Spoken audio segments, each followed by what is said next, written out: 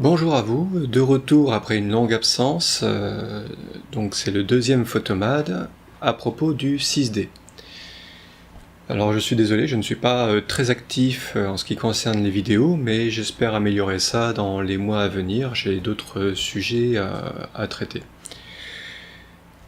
Je ne fais pas cette présentation devant mon fond blanc habituel parce que pour l'instant il est indisponible, donc je suis obligé d'improviser avec les moyens du bord. Et de toute façon, bon, c'est pas une vidéo très technique, pas spécialement docte, donc on peut se permettre de se détendre un petit peu. Alors je vais vous parler de l'EOS 6D, l'appareil 24-36 entrée de gamme donc de chez Canon, qui est sorti, si je me souviens bien, en 2012. Il peut paraître un petit peu ancien maintenant, mais il vaut toujours le coup qu'on s'y intéresse. Et surtout, je fais cet avis, cette vidéo, pour combler un peu le manque d'avis francophones qui existe au sujet du 6D. À ma connaissance, j'ai qu'un seul avis vraiment sérieux à propos du 6D, en français je veux dire bien sûr, c'est celui d'Alexandre Pierre, dont je vous communiquerai le lien en commentaire, donc qui parle de cet appareil après l'avoir longuement utilisé, et à part lui je n'en connais pas d'autres, et donc je vais essayer de contribuer à combler ce manque. L'autre raison pour laquelle je fais cette vidéo, c'est que nombreux sont ceux qui aimeraient passer au 24-36 mais sans payer les yeux de la tête. Bon, moi j'ai eu de la chance parce que je l'ai acheté à Taïwan, et donc le prix n'était pas très élevé, nettement moins élevé qu'en France. En gros, c'est l'équivalent du prix que vous avez sur le marché gris. Sauf qu'ici c'est du marché normal, officiel. C'est un appareil que j'ai pu enregistrer sur le site de Canon sans aucun problème. Parce que je l'ai acheté là où il est normal de l'acheter, à ce prix-là, quoi. C'est sûr que si vous passez par le marché gris, par contre, il peut y avoir quelques inconvénients. Pour ceux qui, même à ce prix-là, donc à peine plus de 1000 €, pour qui ce serait encore difficile donc de l'acheter, le 6D devrait bientôt, selon les rumeurs, être remplacé en 2017. Ce qui voudrait dire qu'on devrait voir poindre des fins de série en neuf, et éventuellement une arrivée plus massive de 6D sur le marché de l'occasion, une fois que son remplaçant sera sur le marché. À ce moment-là, il y aura moyen d'obtenir des boîtiers 6D en 24-36, donc beaucoup moins chers, et qui pourraient devenir donc véritablement très intéressants. Pour ce qui est des avertissements d'usage, donc l'avis que je vous fournis ici est bien sûr un avis strictement personnel. Chacun a ses raisons d'acheter un appareil et de l'utiliser. J'ai les miennes comme tout le monde, et il se peut que j'ai une vision relativement différente par rapport à celle que vous avez vous. J'essaierai d'apporter un minimum de détails pour que vous compreniez mieux pourquoi j'aborde les choses de cette façon-là. Si vous n'êtes pas d'accord avec moi, et si c'est juste pour le fait de pas être d'accord, ce n'est pas la peine de m'envoyer des commentaires vengeurs en m'expliquant que j'ai rien compris à la photo et que je devrais voir les choses autrement. Il va de soi que je n'en ai rien à cirer. Si jamais ces commentaires sont insultants ou même franchement méprisants, je me chargerai de les modérer, et encore, je modère en disant que je modère, puisque je parle plutôt de les supprimer purement et simplement. De la même façon, je ne vais pas m'épancher sur les caractéristiques techniques de l'appareil, il y a déjà plein de sites pour ça, notamment bien sûr le site de Canon, qui détaille donc les caractéristiques de cet appareil. Je n'ai donc pas besoin de vous expliquer, de répéter encore ces choses-là, vous êtes assez grand je pense pour aller chercher ces informations tout seul. Comprenez aussi que je devrais de temps en temps comparer quelques points avec le D600, donc qui est le pendant du 6D mais chez Nikon. Ces deux appareils sont sortis en même temps, quasiment au même niveau de prix, avec des gabarits de boîtier analogues, et tous les deux 24-36. Donc lorsque ces deux appareils sont sortis, inévitablement tout le monde les a comparés, et inévitablement je serai plus ou moins obligé de faire de même, histoire de mettre en lumière certains points. Mais ce n'est pas une critique du D600 de Nikon. vu que je n'ai jamais eu l'appareil en main, donc je ne me risquerai pas à donner un avis là-dessus. Je précise enfin que je ne vous montrerai pas le 6D puisque c'est lui qui me filme.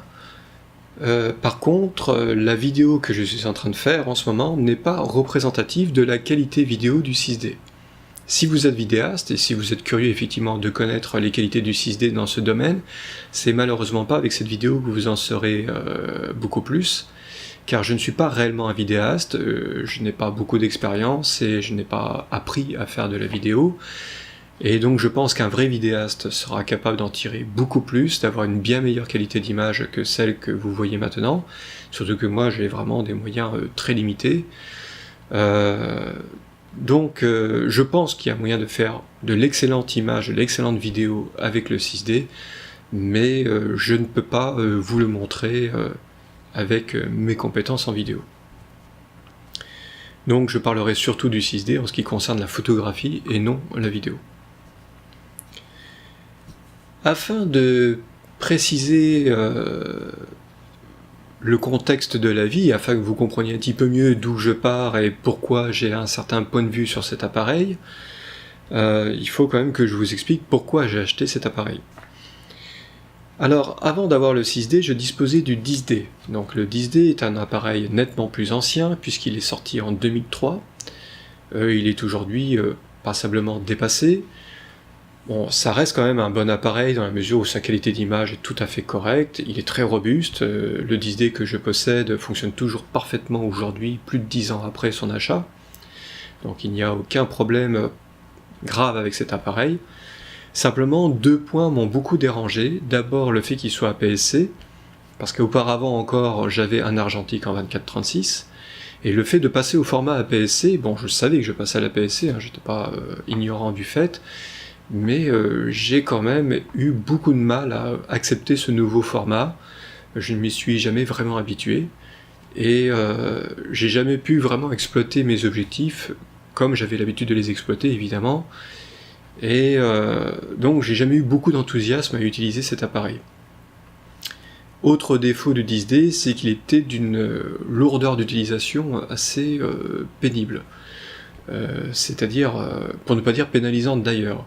C'est-à-dire c'est un boîtier assez bruyant, le clapement du miroir s'entend à quelques mètres, le bruit des molettes, etc. est assez pénible aussi, et surtout sa lenteur d'enregistrement quand on a besoin de faire beaucoup de photos est vraiment problématique, dans la mesure où on était carrément obligé d'arrêter de prendre des photos, d'attendre qu'il veuille bien finir ses enregistrements, et c'était très long, pour reprendre enfin sa séance de photos. Et en certaines circonstances, non, c'est vraiment horrible. Quand on aime photographier les animaux, comme moi par exemple, les animaux n'attendent pas qu'on les prenne en photo, et quand vous avez l'appareil qui vous dit « Ah non, je peux plus », c'est très contrariant. Donc effectivement, je m'étais juré, avec le 10D, avec cette expérience du 10D, je m'étais juré de ne racheter un boîtier réflexe numérique qu'en 24-36, et de préférence un boîtier assez réactif. J'étais malheureusement optimiste à l'époque, puisque je m'attendais à avoir un appareil 24-36 à un prix abordable en 4 ou 5 ans. Ça a pris un petit peu plus de 10 ans. Dommage. Par contre, j'ai eu un petit avantage à disposer du 10D, c'est que celui-ci était monté avec une monture EF, et non pas EFS, bien que ce soit un APS-C. En effet, la monture EFS chez Canon est née aussi en 2003, mais a été montée pour la première fois sur le 300D, et non pas sur le 10D. Le résultat, c'est que je n'ai jamais eu à acheter d'objectif EFS. Pour le coup, la question de l'achat du 6D ne s'est pas posée pour moi, puisque j'avais de toute façon des objectifs EF, donc je pouvais me permettre d'acheter un appareil un peu plus cher, puisque je n'étais pas contraint de racheter des objectifs que je puisse monter donc sur cet appareil. Je précise pour ceux qui ne seraient pas au courant que les objectifs EFS ne peuvent pas être montés sur les montures EF. C'est radical, c'est mécanique, on ne peut pas. C'est pas du tout fait pour. Ne confondez pas avec Nikon, éventuellement les appareils Nikon, eux, les pleins formats acceptent donc les objectifs DX, donc les objectifs réservés à l'APS-C.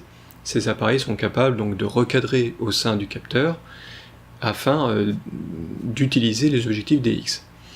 Je trouve que l'intérêt est limité, mais c'est quand même sympa, on peut utiliser ces objectifs. Dans le cas donc des appareils Canon, c'est rigoureusement impossible. Dernier point qui a sa petite importance, quand on achète un appareil à ce prix-là, on pourrait se sentir obligé de n'en dire que du bien. Toutefois, ce n'est pas mon cas dans la mesure où, avant d'acheter cet appareil, je l'ai loué. Je l'ai loué le temps d'un week-end pour vérifier qu'il me convenait au niveau ergonomie, le gabarit, le poids, la qualité d'image, les menus, etc. Et donc, au moment où je me suis décidé à l'acheter, je savais très bien ce que j'achetais, et je savais que je ne serais pas déçu. Donc, il n'y a pas de... je ne rattrape pas, si vous voulez, à travers cet avis, les éventuelles déceptions que j'aurais pu avoir.